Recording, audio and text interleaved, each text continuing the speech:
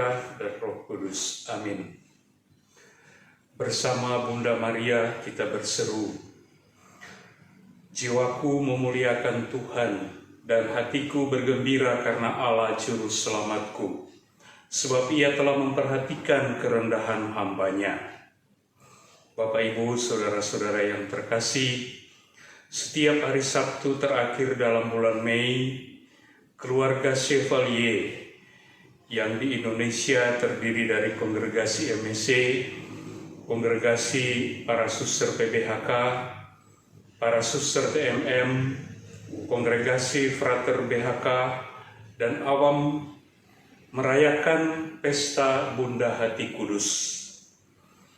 Tahun 2020, pesta ini jatuh pada hari ini, Sabtu tanggal 30 Mei. Marilah kita ikut bergembira dan bersyukur bersama-sama. Barangkali Bapak Ibu sudah mendengar atau terbiasa dengan nama Bunda Hati Kudus, atau berdoa melalui Maria sebagai Bunda Hati Kudus, atau mempunyai gambar dan patungnya. Pada umumnya, Yesus dan Maria digambarkan dalam patung atau lukisan yang terpisah. Tetapi nama Bunda Hati Kudus merangkul keduanya, maka dilukiskan dalam kesatuan satu patung atau gambar. Apa yang mau dikatakan dengan nama Bunda Hati Kudus? Saya mengajak Bapak, Ibu, Saudara-saudari untuk merenungkan sejenak tentang asal-usul dan makna yang indah dari nama Bunda Hati Kudus dalam kehidupan kita pribadi, dalam keluarga, dan dalam karya bakti yang dipercayakan kepada kita masing-masing. Nama ini dikonkretkan juga dalam devosi kepada Bunda Hati Kudus. Nama dan devosi kepada Bunda Hati Kudus berasal dari Pater Jules Chevalier pada tahun 1859 di Issoudun, Perancis, tempat kelahiran kongregasi MSC dan kongregasi suster-suster PBHK. Dimensi marial sangat kuat dalam penghayatan iman Pater Chevalier, yang adalah pendiri kedua kongregasi ini.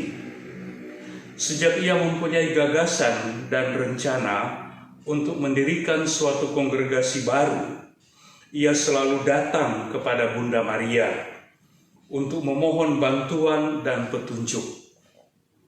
Ia pun sangat yakin bahwa Maria berperanan besar dalam rencananya untuk mendirikan kongregasi MSC. Dalam mematangkan rencana untuk mendirikan kongregasi MSC, Pater Chevalier dan rekannya Pater Mojene mengadakan novena kepada Bunda Maria untuk meminta petunjuk ilahi apakah rencana ini berkenan kepada Tuhan. Mereka berkata, "Kami berjanji kepada perawan tersuci bahwa jikalau ia mendengarkan kami akan menggunakan gelar misionaris Hati Kudus Yesus, dan kami akan berupaya dengan segenap hati untuk menghidupi maknanya yang indah dan mendalam, serta berupaya agar ia dikenal dan dicintai." Mereka menepati janji. Lagi kata mereka, sebagai tanda terima kasih kepada Maria, mereka akan memandang dia sebagai pendiri dan pemegang kedaulatan mereka.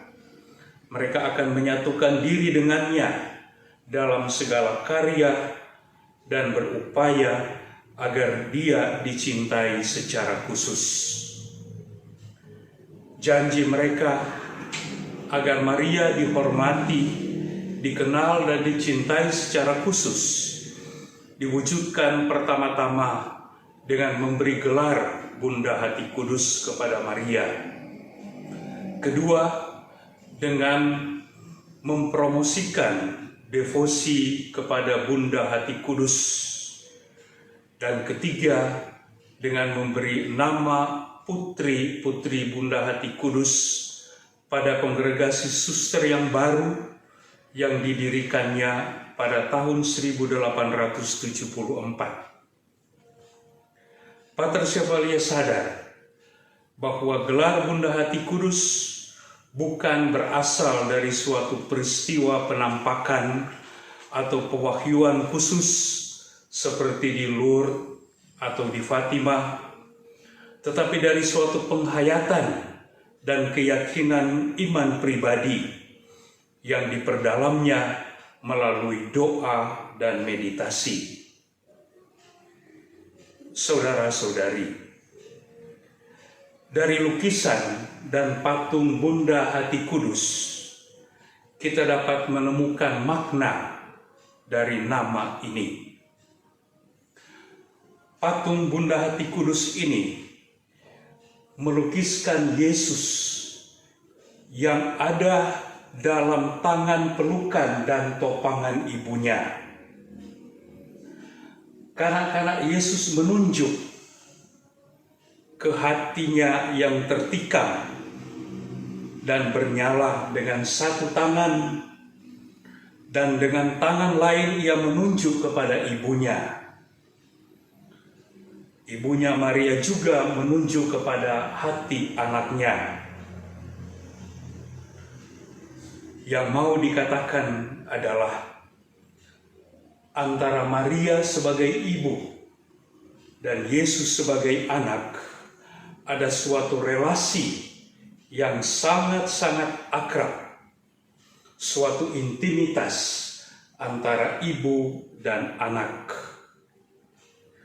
Maria adalah dia yang melahirkan Sang Sabda yang menjelma menjadi manusia. Dalam relasi yang akrab atau dalam intimitas hati itu, Maria juga mempunyai pengaruh keibuan terhadap Yesus anaknya.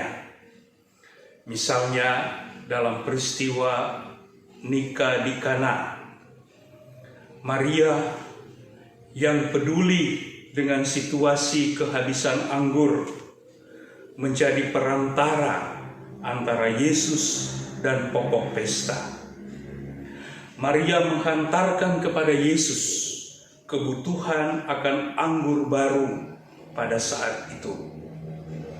Dan Yesus pun mengubah air menjadi anggur. Peristiwa di Kana ini menegaskan tentang kepedulian Maria akan kebutuhan anak-anaknya dan daya pengantaraan Maria kepada Yesus. Permohonan Maria diamini oleh Yesus karena relasi yang akrab antara keduanya sebagai ibu dan anak yang diwarnai oleh saling percaya. Sungguh suatu hal yang sangat indah dan bernilai sebagai warisan bagi kita sekarang. Saudara-saudariku, relasi Maria dan Yesus berawal dari saat Maria menerima kabar dari malaikat bahwa ia akan menjadi ibu Tuhan. Sejak itu, Maria mengikuti pertumbuhan dan perjalanan hidup serta karya pelayanan Yesus sampai wafatnya di salib. Maria sendiri ikut menderita sebagai bunda duka cita dan kelak diikut sertakan dalam kemuliaan kebangkitannya. Sebagaimana dari awal sampai akhir hidup Yesus, Maria selalu mendampingi sebagai ibu. Demikian juga sekarang, Maria selalu adalah ibu bagi kita, para pengikut Yesus. Maria tetap mendampingi kita anak-anaknya, serta ikut menghantar suka duka, derita, dan keprihatinan kita kepada Yesus. Misalnya dalam situasi pandemik corona ini kita dapat menghantar derita dan keprihatinan kita dan dunia kepada Yesus melalui Bunda Maria. Saudara-saudaraku, dari gelar dan nama Bunda Hati Kudus kita dapat belajar bagaimana kita membina suatu relasi yang akrab dengan Yesus dan Maria. Kita belajar bahwa kalau kita membina suatu relasi yang begitu akrab dan ditandai dengan saling percaya, maka banyak hal yang dapat kita terima sebagai rahmat Allah, dan banyak hal pula yang dapat kita lakukan untuk orang-orang lain. Betapa indahnya relasi akrab disertai saling percaya yang membawa berkat bagi keluarga dan sesama kita. Relasi demikian sungguh berharga di mata Tuhan. Demikianlah saudara-saudari, nama dan gelar Bunda Hati Kudus mengungkapkan kepada kita indahnya suatu relasi yang akrab, sebagaimana diteladankan oleh Yesus sebagai anak dan Maria sebagai ibu. Nama ini juga mau menunjukkan daya pengantaraan Maria pada hati putranya. Pater Chevalier berkata, jangan lupa bahwa melalui Maria lah Yesus diberikan kepada kita. Saudara-saudari yang terkasih, demikian gelar Bunda Hati Kudus bukan sekedar suatu nama. Melalui gelar itu kita dapat mendekati Maria sebagai ibu dan Yesus sebagai anak. Dan kepada mereka kita dapat menyampaikan permohonan, kebutuhan, keprihatinan, suka dan duka kita. Kita dapat melakukan ini karena kita adalah anak-anak Maria, dan sekaligus kita juga adalah pengikut-pengikut Yesus. Ingatlah, anak Maria tidak akan hilang. Saudara-saudari, dengan semangat baru, marilah kita siap sedia menjalankan karya bakti kita sebagai anak-anak Maria dan sebagai murid-murid Yesus untuk ikut serta mewujud nyatakan perbuatan-perbuatan besar yang dikerjakan Allah dimanapun kita berada. Marilah kita mengakhiri renungan ini dengan doa memorare kepada Bunda Hati Kudus. Ingatlah, ya Bunda Hati Kudus, akan segala karya ajaib yang dilakukan Tuhan bagimu. Ia telah memilih engkau menjadi bundanya. Ia menghendaki engkau berdiri dekat salibnya. Ia mengikut sertakan dikau dalam kemuliaannya. Ia mendengarkan doamu. Persembahkanlah kepadanya segala pujian dan ucapan syukur kami.